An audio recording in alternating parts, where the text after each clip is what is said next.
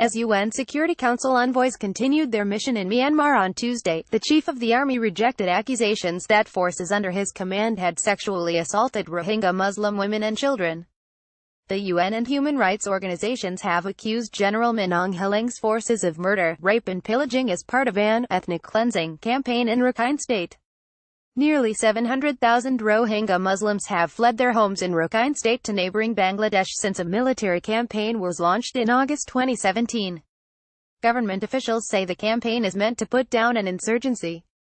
After months of delays, UN Security Council ambassadors finally arrived in Myanmar on Monday after visiting Rohingya refugee border camps in Bangladesh, where the displaced recounted the horrors of killing and rape. Read more. Tearful Rohingya plead with visiting UN team in Bangladesh. Army chief defiant in Myanmar. The UN envoys met with Myanmar government leader Aung San Suu Kyi and military commander-in-chief Min Aung Hlaing. The Tatmadaw army acts and do their tasks under the international laws, rules, and regulations. And action is exactly taken against discipline breakers under the law. These situations happened in northern Rakhine State due to terror acts of extremist Bengali terrorists, Min Aung Hlaing said on his official Facebook page. Using a derogatory term for Rohingya, the military has control of all security matters in the country without oversight from Suu Kyi and her civilian government.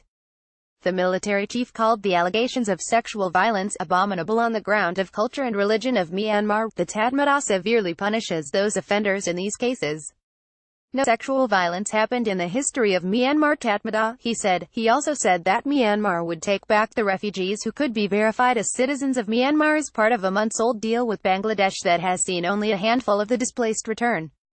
Read more. Rohingya women, female Nobel laureates highlight Myanmar sexual violence. The voice of the Rohingya refugees. Since August, more than 600,000 Rohingya have fled from Myanmar into Bangladesh. The day the military came, they burnt down the village and shot my mother as she was trying to escape. My father couldn't walk, so they stabbed him. I saw this with my own eyes, says 10-year-old Muhammad Bilal, who managed to run away from his village. Muhammad's sister Nur also watched the slaughter. She and her brother now live in a shelter for unaccompanied children in Bangladesh. She can play there and gets regular meals, a stark contrast to her journey from Myanmar where she and her brother nearly starved. But she is still haunted by the trauma of the recent weeks. I miss my parents, my home, my country, she says. The conflict, which has been going on for 70 years and is rooted in the post-World War II social organization of the country, has claimed more than 2,000 victims since 2016, including the mother of 12-year-old Rahman, above.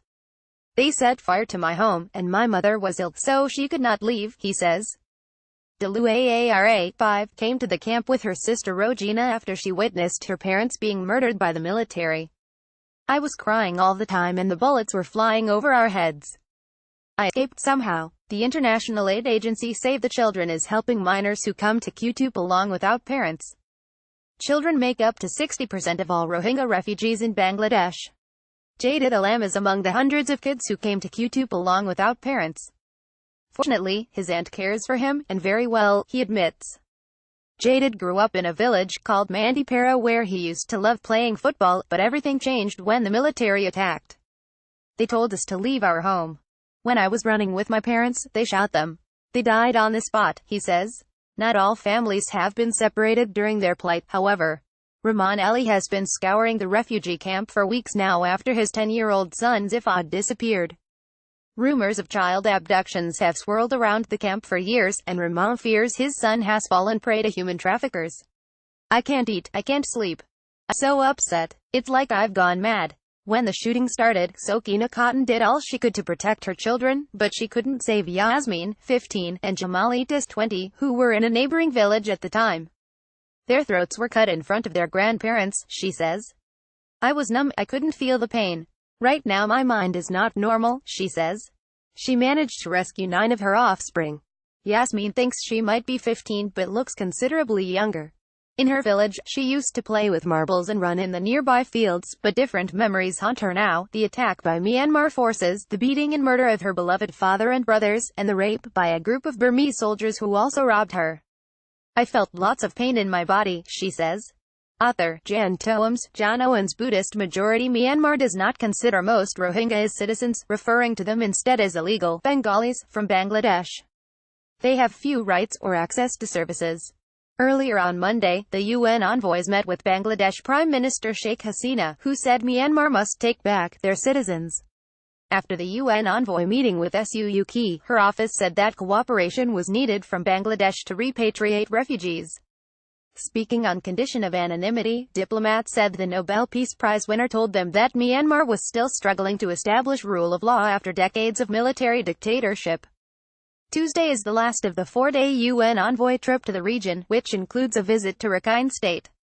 CW, MSH, AFP, AP, Reuters. Each evening at 18:30 UTC, DW's editors send out a selection of the day's hard news and quality feature journalism.